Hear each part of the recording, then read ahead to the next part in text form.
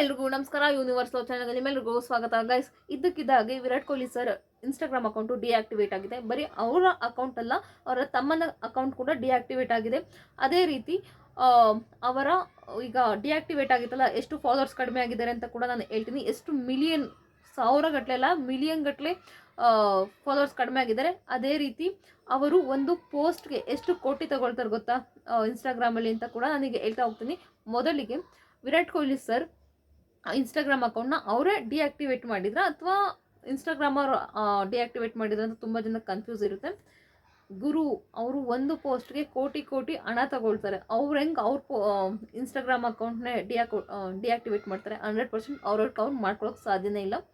Mostly ಅವ್ರ ತಮ್ಮಂದು ಏನೋ problem ಆಗಿರುತ್ತೆ, ಅಥವಾ ಏನೋ ಪರ್ಸ್ನಲ್ ಏನಾದ್ರು ಆಗಿರ್ಬೋದು, ಅದಕ್ಕೋಸ್ಕರ ಅವರು ಡಿಆಕ್ಟಿವೇಟ್ ಮಾಡಿಕೊಂಡಿರ್ಬೋದು. ಬಟ್ ವಿರಾಟ್ ಕೊಹ್ಲಿ ಸರ್ದು ಅದು 100% ಇನ್ಸ್ಟಾಗ್ರಾಮ್ ಅವರು ಡಿಆಕ್ಟಿವೇಟ್ ಮಾಡಿದ್ದಾರೆ.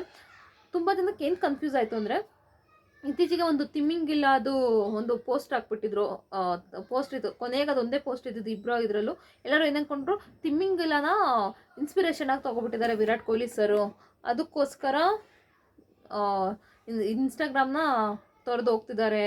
ಯಾವುದು ಬೇಡಪ್ಪ, ಇನ್ಮೇಲೆ ಜನ ಇದು ಏನು ಬೇಡ, ಆರಾಮಾಗಿ ಇದ್ದು ಬಿಡೋಣ ಅನ್ನೋ ಥರ ಇನ್ಸ್ಟಾಗ್ರಾಮ್ನ ಬಿಟ್ಬಿಟ್ಟಿದ್ದಾರೆ ಅನ್ನೋ ರೀತಿ ಎಲ್ಲ ಮಾತಾಡ್ತಿದ್ರು. ಸೊ ಅದೇನೂ ಆಗಲ್ಲ. ಯಾರು ಗುರು ಕೋಟಿ ಕೋಟಿ ತಗೊಳ್ತಾರೆ ಒಂದು ಪೋಸ್ಟ್ಗೆ? ಯಾರು ಬಿಡ್ತಾರೆ? ಯಾರೂ ಬಿಡಲ್ಲ.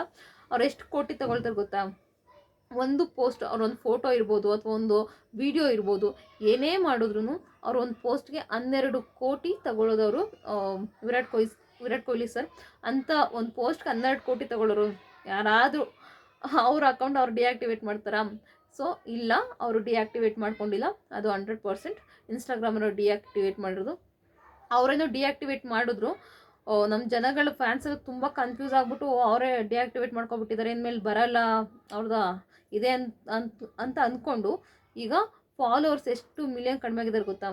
705 ಮಿಲಿಯನ್ ಫಾಲೋವರ್ಸ್ ಇದ್ದವರು ಈಗ 698 ಮಿಲಿಯನ್ ಫಾಲೋವರ್ಸ್ ಆಗಿದ್ದಾರೆ. ಒಟ್ಟು 7 ಮಿಲಿಯನ್ ಫಾಲೋವರ್ಸ್ ಕಡಿಮೆ ಆಗಿರೋದು ಅವ್ರಿಗೆ.